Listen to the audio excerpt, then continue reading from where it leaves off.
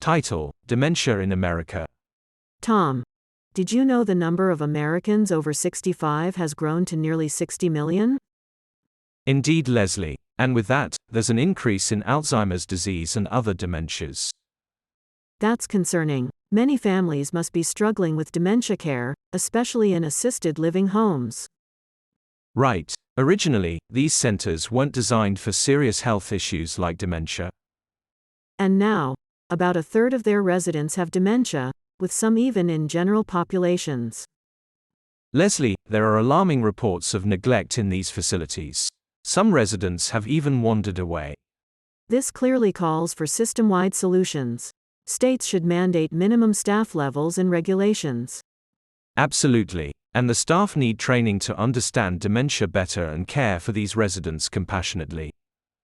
But Tom, only half the states require such training for all assisted living staff, and even fewer mandate the recommended hours of instruction. There's a need for effective training courses and ensuring all staff are educated to work with dementia patients. True, Tom. While we hope for advancements in dementia research, immediate improvement in care for those diagnosed is equally crucial. As a former Texas Republican judge, I'm concerned about the legal and regulatory aspects. The rise in dementia cases and the reported neglect in assisted living facilities highlight a gap in our current legal framework.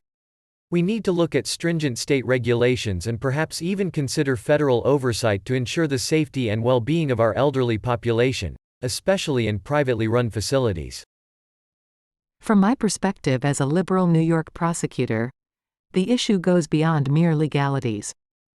It's about human rights and dignity. The elderly, especially those with dementia, are vulnerable and need our society's protection. Staff training is essential, yes, but so is accountability. We need to enforce strict penalties for neglect and abuse in these facilities. It's not just about regulation, it's about ensuring humane treatment and quality of life. Approaching this as a philosophy professor, I see an ethical imperative. Our society's treatment of its elderly, particularly those with cognitive impairments, reflects our core values. The increasing number of dementia patients in assisted living facilities, coupled with reported cases of neglect, raises serious ethical questions about our responsibility towards the elderly. We need to foster a culture of empathy, respect, and dignity for all stages of life. As an ambitious Republican business student, I see a need for a market-driven solution to the dementia crisis. While regulation is important, innovation in the private sector can lead to better care and efficiency. We should encourage investment in technologies and facilities that cater specifically to dementia patients. This could create a competitive environment that naturally raises the standard of care. As a staunch liberal and bail bondsman, I argue for a complete overhaul of the system. The issue of dementia care reflects broader societal inequalities. We need a system where healthcare, including elderly care, is a guaranteed right, not a commodity. This means state-run, universally accessible assisted living facilities with well-trained, well-paid staff, and a focus on humane, dignified treatment for all, regardless of economic status.